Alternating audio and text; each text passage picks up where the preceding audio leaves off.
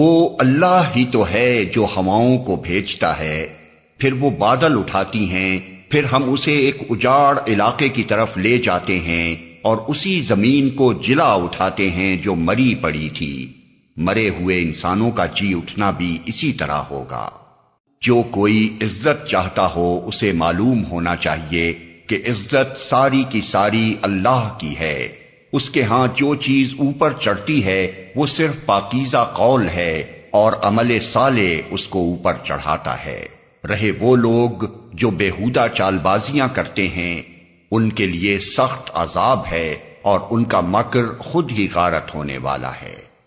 اللہ نے تم کو مٹی سے پیدا کیا، پھر نطفے سے، پھر تمہارے جوڑے بنا دیے، یعنی مرد اور عورت۔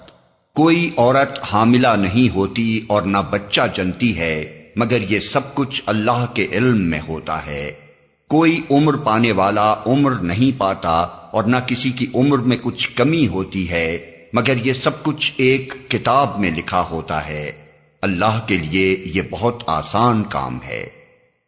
اور پانی کے دونوں ذخیرے یکساں نہیں ہیں، ایک میٹھا اور پیاس بجھانے والا ہے، پینے میں خوشگوار، دوسرا سخت کھاری کہ حلق چھیل دے، مگر دونوں سے تم تر و تازہ گوشت حاصل کرتے ہو، پہننے کے لیے زینت کا سامان نکالتے ہو، اور اسی پانی میں تم دیکھتے ہو کہ کشتیاں اس کا سینہ چیرتی چلی جا رہی ہیں تاکہ تم اللہ کا فضل تلاش کرو اور اس کے شکر گزار بنو۔ وہ دن کے اندر رات کو اور رات کے اندر دن کو پروتا ہوا لے آتا ہے۔ چاند اور سورج کو اس نے مسخر کر رکھا ہے۔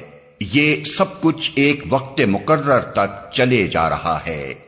وہی اللہ جس کے یہ سارے کام ہیں تمہارا رب ہے، بادشاہی اسی کی ہے۔ اسے چھوڑ کر جن دوسروں کو تم پکارتے ہو وہ ایک پرے کاہ کے مالک بھی نہیں ہیں۔ انہیں پکارو تو وہ تمہاری دعائیں سن نہیں سکتے، اور سن لیں تو ان کا تمہیں کوئی جواب نہیں دے سکتے، اور قیامت کے روز وہ تمہارے شرک کا انکار کر دیں گے۔ حقیقت حال کی ایسی صحیح خبر تمہیں ایک خبردار کے سوا کوئی نہیں دے سکتا۔